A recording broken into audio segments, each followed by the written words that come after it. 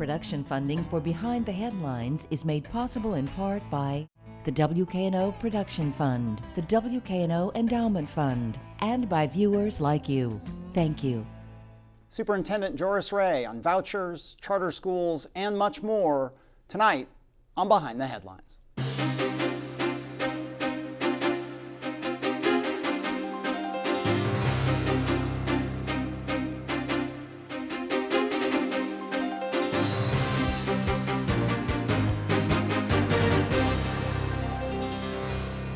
I'm Eric Barnes, President and Executive Editor of the Daily Memphian. Thanks for joining us. I am joined tonight by Joris Ray, Superintendent, Shelby County Schools. Thanks for being here. Thank you, Bill. I appreciate it. Along with Bill Dries, reporter with the Daily Memphian. So we'll talk, you are new to the job, but you've been at Shelby County School System for some time. Where were you before you were superintendent? And this all follows Dorsey Hobson retiring, I guess we should say, from relaxing. Relaxing. So what were you doing before this? And then we'll jump into some issues. So again, Eric, thank you for having me here. You know, lifelong Memphian, born and raised, a student and a product of the school district. Graduated from Whitehaven High School. Went to the University of Memphis and got 2 degrees. I got my bachelor's and my doctorate at University of Memphis. Started out young teacher, passion for education, because that's where I understood that victory is in the classroom. And I was fortunate to become an assistant principal at 25 years old. Thanks to Greg McCullough, who's now the principal of Central High School. He gave me that opportunity at Kirby Middle when he was principal there, and I'm forever grateful for him.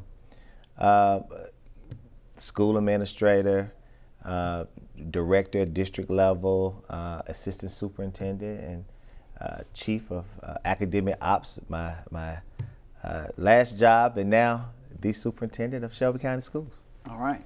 Well, right now, there are a whole lot of issues, and there's always, education in any city, but Memphis in particular, there's a lot going on. Sure. At the state level right now, vouchers, as I mentioned at the top, the governor, Bill Lee, yes. And we talked about it quite a bit yes. last week with some of the state legislators, has a voucher program. What is your take on this voucher proposal? Well, I had a great conversation with Governor Lee a few weeks back. We talked about CCTE and we talked about social emotional learning, and those are some things that we agree on. CCTE is? College and Career Technology Education. I apologize. No, educators, we use our acronyms, so I'll be mindful of that. Great conversation with Governor Lee, and again, we talked about the vouchers. And so clearly, as I told the governor, that I think his heart is in the right place, but it will definitely have some unintended consequences as it relates to vouchers. I think our board spoke loud and clear. It will definitely disrupt public education as we know it. And also, we have so many different options within Shelby County Schools for our students. You have optional schools and CCTE and international baccalaureate program.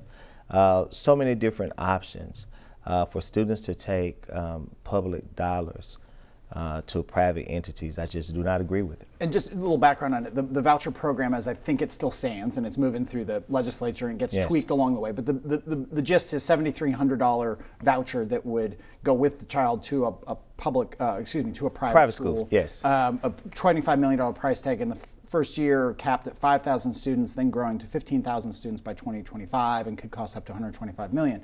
The governor is saying, if I understand correctly, mm-hmm. that money that would go with the child, the $7,300, would be effectively backfilled by the state. So if it came out of XYZ school mm-hmm. and that student leaves, as it is now, the state money travels with the student from school to school, from public schools, but that they would backfill that money. So is there a risk of loss to the budget and to the school if a parent says, well, no, this isn't working for us, we're going to take that child out? The school itself, according to the governor, wouldn't lose out financially. Well, Eric, and the governor shared the same information with me as he unpacked his plan.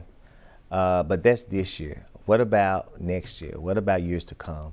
As you know, I would love for the governor to invest that $125 million for the voucher program back into public education. At the end of the day, we do it better, and there's no doubt about it in my mind as far as public education in Shelby County schools. You look at what the Innovation Zone is doing, we're outperforming the state model as it relates to student growth and just innovation. So, I shared these things with the governor. Again, things where we agreed, I pat him on his back. I'm very happy about the $25 million invested into college career technology education. And, this one, the governor and I just don't see eye to eye. Yeah, Bill Dries.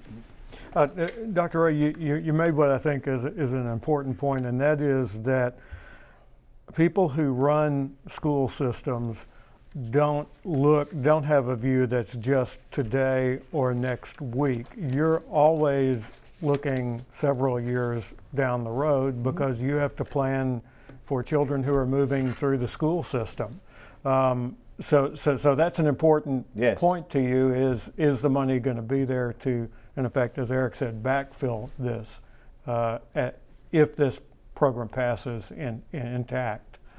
Yes, I mean, and the government, laid it out.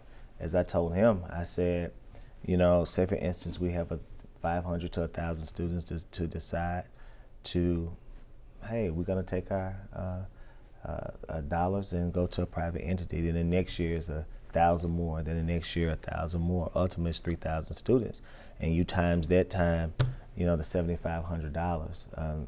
Eventually, taxpayers are going to ask, how we're going to backfill, how we're going to pay this money, and we're going to allow it to stay within Shelby County. When I talked to the governor, I couldn't really get a final answer because eventually somebody's going to call to question, after 3 years of the bleeding and students leaving. Right now we're saying, it's not going to affect the classroom, but eventually it will. Mm-hmm. It seems as if the school system's always in budget season because the process starts pretty early. But in the last few years, the school system has seen a pretty dramatic turn in building a budget. The budget is now what's been called by some a needs-based budget, as opposed to in past years, frankly, the approach had been how much do we think we can get from the city and the county when the city was still funding schools. But talk about that transformation to needs-based budgeting. Some call it equity budgeting. What does that mean? Well, one thing we want to do is align all of our resources back to the classroom. This year is going to be a tough budget year for us in Shelby County schools, as we try to, as we have to submit a balanced budget. One thing we're going to do is hit at the heart of equity, and one of the 7 next steps of Destination 2025 in my plan is academic equity in action, to ensure a high quality education for all students and put the dollars back into the classroom. So as a team yesterday, we spent a significant amount of time combing through the budget, culling through, and see where we can make the necessary efficiencies in order to redirect those dollars back into the classroom. One is academic equity in action. The whole notion of our students read on or at 3rd grade level is very important to me. 3rd grade guarantee. We want to put those dollars to where, hey, let's go research, let's go get the best teachers, not only K2 but K12, but also redirect those dollars for professional development and ensuring our students are competitive across the district.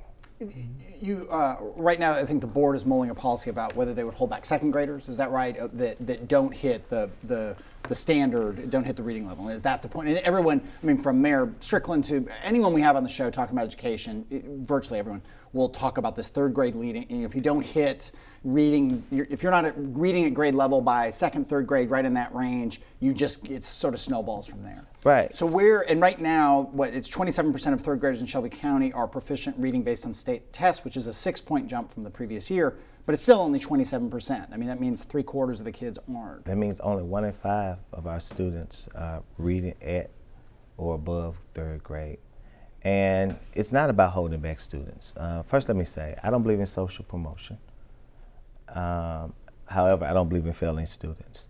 I feel we have to figure out a way to motivate our students, putting the resources back into the classroom, providing intermission periods for the fall and spring and the summer to give our students every opportunity to have time on task, to double dose in reading and also math. What is an intermission period? Intermission period is where we have students, instead of having a fall break, at a spring break, they attend school. They attend to where they really laser focus on literacy and laser focus on math. Oftentimes our students during break times, we've, just merely anecdotal, just asking students, what do you do? What did you do during fall break or spring break? Very few of our students take a vacation. They're home, and they're home alone. Sometimes even our students say, hey, I didn't get lunch every day. I was at home. We just try to provide opportunities to help them academically, but also socially. Because my mom used to say, idle mind is a devil's workshop. So we want to often engage our students for them to really focus and not have a academic slide during those breaks. Go ahead. And so from a district standpoint, what you're looking at is directing the money for those programs at schools where the gap is, and more specific than that, to classrooms where there is a real gap in that. So, Bill, victory is in the classroom. And I believe in our teachers working with our students, giving them the opportunity during those fall and spring breaks, because many of our teachers work second jobs. Also, this gives them the opportunity to, do what they love, and that's to teach, and to really work with our students during those fall to spring break. It just goes hand in hand what we do in the summertime. Now, you guys probably heard the Summer Learning Academy, where our students come for about 5 to 6 weeks, and they enjoy a fun-filled time, but it's focused on academics. And who's eligible for those summer academies? All of our Shelby County School students. And any student that wants to attend a Shelby County school, if you're in private school and you register with Shelby County and you're going to be one of our students in the fall, you're welcome to attend as well. Pre-K through 12. Yeah. Back to the reading levels, and isn't that for proponents of things like charter schools and things like vouchers and many of these reforms or changes or innovations, however you want to characterize them, but isn't that low reading level part of the argument that people in favor of vouchers make, and say, look, the school system is only getting 27%, 25% of its students to read at level at third grade. Shouldn't parents have the option to take that public money and go somewhere else where they feel like their child's going to have more success? Well, if the school district didn't provide those options for parents, I would say yes, but we do. And what we do as well is try to figure out why the student isn't reading on grade level. What can we do as a school district?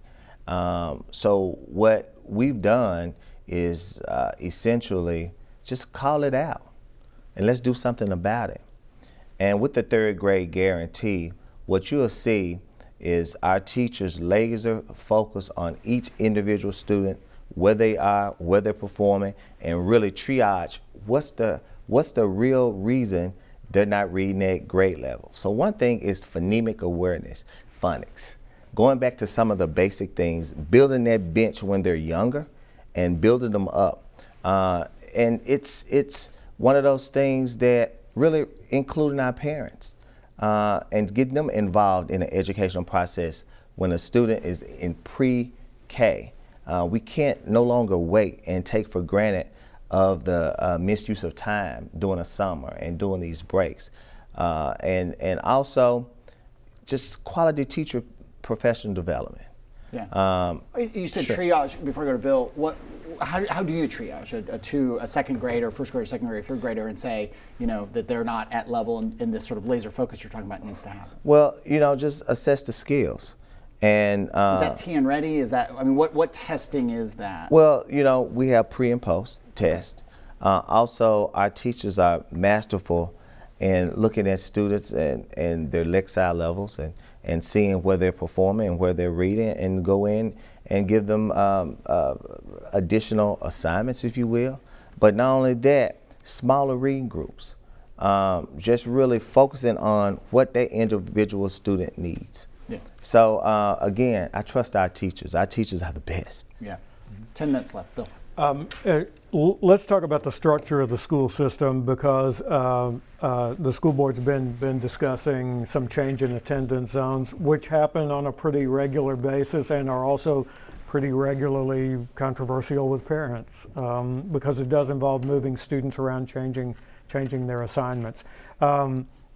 Is this kind of the leading edge of an ongoing reconfiguration of the school system, where the schools need to be, where the students need to be? Well, first let me say this, Bill. I believe in neighborhood schools.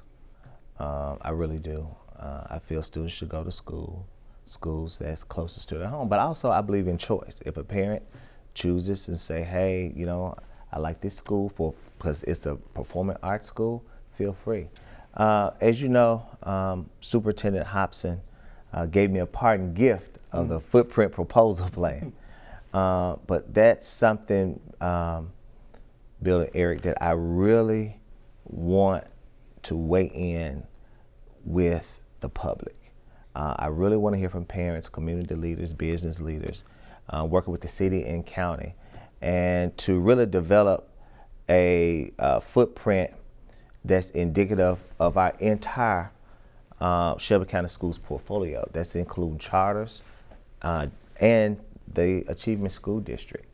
But also, the footprint plan is basically brick and mortar. We have to infuse the academic options for students. That's the true plan. That's the true essence of a plan. The academic options and academics should lead the way and tell us what we need to do what's best for our students. Now, of course, I know the facilities index. I understand, the $500 million worth of deferred maintenance. I understand low enrollment. But also I understand, why can't we look at, you have 3 or 4 different schools in the same area, all under-enrolled, some are low performing, and the building's just falling apart. Why not have one nice, robust academic offerings and the bells and whistles showcase school in one nice building with 700 to 800 children in the building that's high performing and give students that huge bump in opportunity? We would love to do what Collierville did with the $95 million school and state of the art right here in Shelby County. Plan was, which we did a show on, and Bill's written about, others on certainly Daily Memphian site and elsewhere. Hobson proposed rezoning 3,200 students, and it was a massive facilities footprint plan that could consolidate 28 old facilities into 10 new ones. So you're saying that is on hold, or you're just moving? And he left it, proposed it, and left. So it was not that it was completely approved and so on. But are there parts of that you're talking about executing? So let me say this, Eric. Again, first I had to find out the appetite of our school board. But most of all, I really want to engage the public. I don't think when Superintendent Hobson left, he left a plan, but it hadn't been vetted by the community we hadn't infused the academic offerings and academic options there. What I will say is that we're committed to do what's best for students. Go ahead. And is that plan, I forget, I should know this and I don't, was that plan voted on by the school board at this No, point? Or that was a presentation it was a presentation that he and staff put out there, but it had not been sort of adopted, just so I'm clear. You're correct, Eric. Okay. It was a presentation at a committee meeting. Yeah. And it was a one-time presentation. I got you. But here again, I perused the document. It's things that I agree with, but there's some things that I do not agree with within the plan. But also, it's very important for me to hear from the public. It's very important for me to hear from my teachers. It's very important for me to hear from community leaders. It's very important for me to hear from parents. It's very important for me to hear from my students. At the end of the day, we're going to look at the overall plan. We're going to look at it in the lens of what's best for students and what academic offerings and academic options that we're going to lead the way with. That's going to be, in my opinion, when we have a 2.0, it's going to be better because now we're talking about what's best for students and not facilities index and bricks and mortar and the buildings and all that. Bill, 5 minutes left. When you look at the school system as a whole, do you think that the present configuration of schools meets where the students are at this point in time, or has the population shifted and the schools kind of remain in the same place? That goes into in depth of us looking at the overall footprint planning, just working closely with our city and county government and see in-migration, out-migration, all that's important. I don't have that material on hand, but I know that the team is just really working hard and dedicated, to do, put together a proposal and a plan that's going to fit the needs of students. The school system also announced something that sounds very simple, maybe even trivial, but is really kind of a big deal.